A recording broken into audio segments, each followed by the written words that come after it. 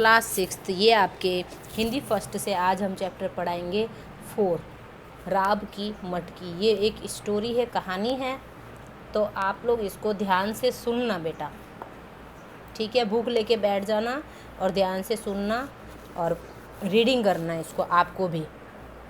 रज्जो ने अपनी माँ के गले में दोनों बाहें डालकर कहा, ये रज्जो है, ये जो लड़की है, सब तो नए नए कपड़े पहनकर मेले में जा रहे हैं अम्मा, और मैं जाऊं यह ओढ़नी ओढ़कर। और फिर कई जगह से फटी तथा तार तार हुई ओढ़नी उसने माँ के सामने कर दी। गोविंदी ने उसे छाती से लगा कर कहा, गोविंदी अब उसकी माँ हो गई, सबकी क्या कुछ हिरस थोड़े ही है बेटी, खेती चौपट हो गई और कोई रोजगार नहीं है। हिरस मतलब होता है नकल, ठीक है। चौपट मतलब बर्बाद होना, नकल सबकी थोड़ी नकल करेंगे हम। खेती चौपट हो गई, रोजगार भी तो नहीं है, उनसे किस मुंह से कहा जाए। तेरे बापूजी को दुख होगा, और छड़ियों का मेला कोई वैसा बड़ा मेला भी नहीं, दशहरे पर जैसे भी बन पड़ेगा तुझे गबरून की नई ओढ़नी बना दूँ। गबरून की कोई ओढ़नी होती होगी, जैसे जॉर्जेट की होती, कॉटन की होती, वैसे गबरून की। अब ये है, ओ हम तो नहीं अम्मा, हम तो आज ही नहीं लेंगे। बालिका मचल के रोते रोते सो गई, वो रोने लग गई, ठीक है। डूंगर ने रात को खाट पर लेटकर अपनी पत्नी से कहा, वो डूंगर है उसके पिताजी, माँ बाप तन पेट काट कर भी बच्चों का मन रखते हैं, पर हम लोग अभागे तन पेट की कमी को भी पूरा नहीं कर पाते, मन कहाँ से रखें। यानी पेट की भूख भी हम लोग नहीं मिटा पा रहे, तो मैं मन कहाँ से करूं बच्ची का पूरा, उसको मेले में जाना है। वह राब की मटकी रखी है ना, कल बाजार जाकर उसे बेच डालो, जो कुछ मिले उससे 1.5-2 गज का एक टुकड़ा लेकर इसके सिर पर डाल देना। भगवान न जाने क्या दया की, जो अब आकर इसका मुंह दिखाया है तो भी इस तरह भटकते हैं। कहते कहते डूंगर का मन भारी हो उठा, वह छत में लटकती हुई बिल्लियों को देखने लगा। गोविंदी के कलेजे से एक ठंडी सांस निकल पड़ी। अड़ोस पड़ोस के सभी बच्चे छड़ियों का मेला देखने गए हैं। मेला है छड़ियों का मेला, किंतु रज्जो नहीं गई। उसका दुख रज्जो को चाहे उतना नहीं हुआ जितना उसके माँ बाप को हुआ। यानी रज्जो नहीं गई मेले में, तो उसके माता पिता को बहुत दुख हुआ कि हमारी बच्ची मेले में नहीं गई। गोविंदी ने चने की रोटी को थोड़ा सा गुड़ मिलाकर बच्ची के सामने रख दिया। वह उसे खाने में इतने खुश और मस्त हो उठी कि मेला तमाशा सब भूल गए। यानी वो गुड़, थोड़ा सा चने की रोटी, यानी बेसन की रोटी और गुड़ मिला करके। देखो रज्जो, हम चरखी लाए हैं। वह देख संतू लाया है। डुगडुगी कूद कूद कर जीवन अपनी चरखी घुमाने लगा। जीवन कोई उसका फ्रेंड होगा। रज्जो ने उसकी ओर होंठ बिचका कर कहा, लाया होगा, हमारे यहाँ इतना सारा जो गुड़ धरा है। रात हमने गुड़, अब वो अपनी बता रही है, रात हमने गुड़ से रोटी खाई, तुमने भी खाई, फिर लिए फिरती है गुड़। अरे हमारे घर में मटके भरी राब धरी है, तेरे घर में है बता। हम तो रोज छाछ में राब डालकर पीते हैं, और तू हम भी कहकर ढीठ बालक उसे चिढ़ाने लगे। पीती होगी ये छाछ, कभी कभी हमारे घर से ही तेरी माँ ले जाती है। अब रज्जो से सहन नहीं हो सका, रोती हुई गोविंदी के पास जाकर बोली, देखो अम्मा, जीवन नहीं मानता, कह रहा था कि हमारे घर से छाछ मांग कर पीती है। वो बच्चे आपस में ऐसे ही लड़ रहे हैं। गोविंदी ने उसके बालों में उंगलियां फेरते हुए कहा, बेटी मैं सुन रही थी, तुम उनके साथ मत खेला करो। गवई गांव के लोग भी एक दूसरे को देखकर जल जाते हैं, गांव के जो गवार होते हैं। नहीं, बच्चों की बातों का ख्याल ना करो, भगवान ने चाहा तो अब की फसल अच्छी होगी और फिर हाथ खुल जाएगा, कोई ऐसी ही तंगी थोड़ी रहेगी। कहकर डूंगर ने घरवाली को समझाने का यत्न किया। घर मतलब वो जो उसका पिता है, अपनी उसकी वाइफ को समझाने लग गया। अच्छा अम्मा, हमारे घर में राब है कि नहीं? सबके घरों में मटको राब धरी है। पति पत्नी ने एक दूसरे की ओर भेद भरी दृष्टि से देखा, और फिर मतलब एकदम है ना रहस्य से कि भाई है कि नहीं है। फिर डूंगर ने रज्जो को अपनी ओर घसीट कर कहा, यह कोने में राब की मटकी धरी है, देखें। कहकर उसने मटकी का मुंह खोलकर देखा और फिर उसमें एक उंगली डालकर चाट ली, मानो इतने ही से रज्जो की आत्मा को शांति मिल गई हो, और वास्तव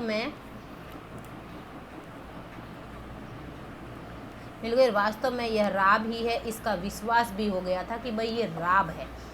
हाट के दिन गोविंदी राब की मटकी सिर पर धर और रज्जो की उंगली पकड़कर बाजार करने घर से चली। रज्जो ने पूछा, मटकी क्यों ले जा रही है अम्मा? इसे बेचकर तेरे लिए नई ओढ़नी लाऊंगी ना।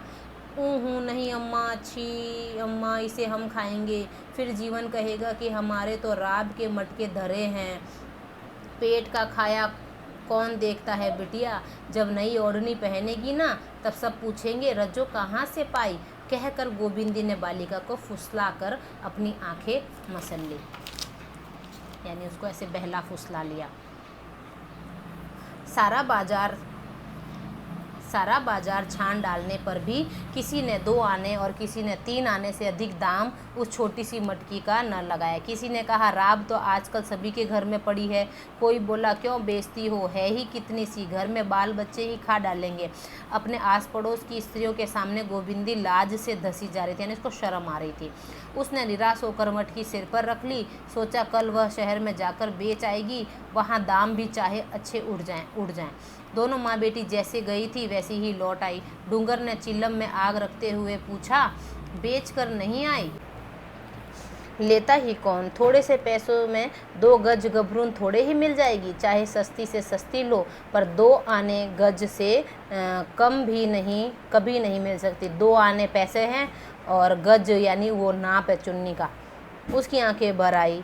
बालिका ने पिता की पीठ पर झूलते हुए कहा, बापू यह ओढ़नी तो अभी अच्छी है, फिर रामलीला पर मंगा देना, हम तो राब खाएंगे, जीवन ने कहा था। चुप चुड़ैल, बड़ी जबान चलाने लगी है, माँ ने उसे डांट दिया।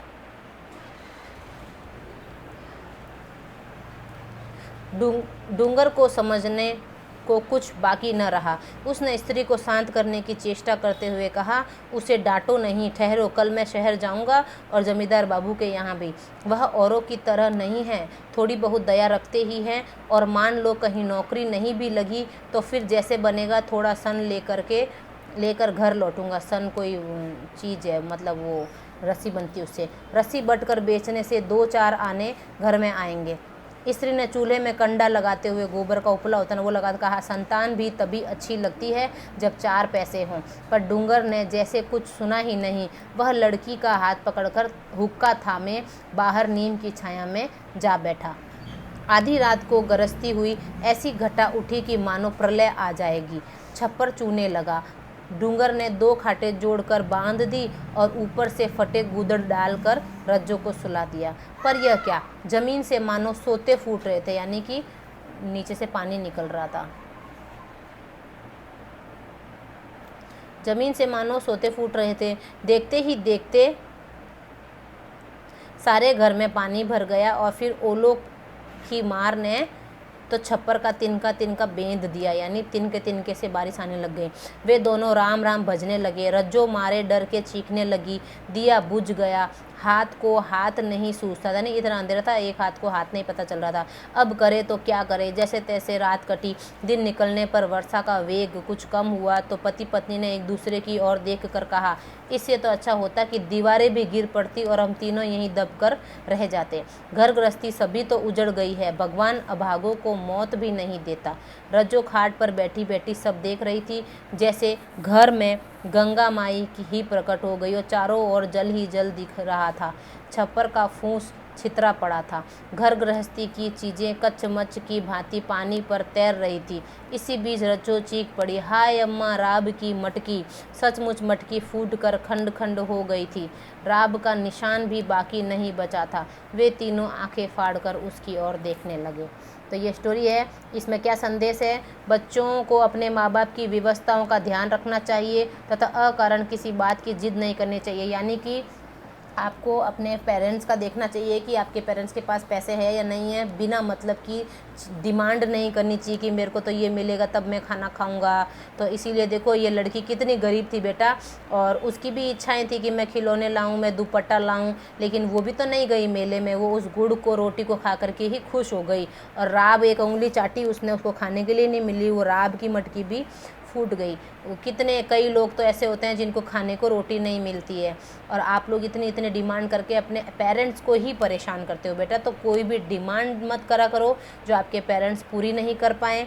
और अभी वैसे भी ये कोरोना के चक्कर में सभी की ऐसी स्थिति हो रही है कि जॉब की प्रॉब्लम हो रही है, पैसों की प्रॉब्लम हो रही है, तो बेटा अपने पेरेंट्स से बेमतलब की जिद मत किया करो। कम से कम आप लोगों को बेटा खाने को तो मिल रहा है। कई लोग तो आज की तारीख में ऐसे हैं कि जिनको खाने को भी नहीं मिल रहा, वो खाने को तरस रहे हैं बेटा। तो आप लोग प्लीज़ अपने पेरेंट्स को से जिद मत किया करो। अभी जैसे तैसे करके अगर दाल रोटी मिल रही है तो उसी को खुशी खुशी खाया करो। आप लोग भी नाराज़ होगे, गुस्सा होगे, तो आपके पेरेंट्स का भी मन थोड़ी लगेगा। वो लोग भी सोचेंगे कि हाँ अब देखो हमारे बच्चे का हम मन नहीं रख पाए, तो वो परेशान रहेंगे।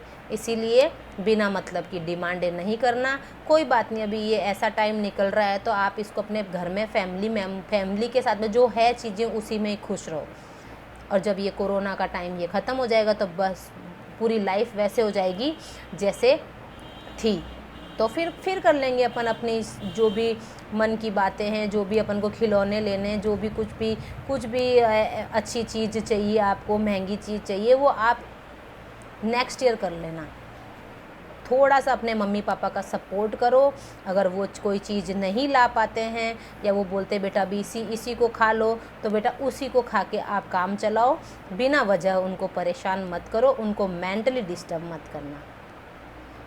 ओके बेटा।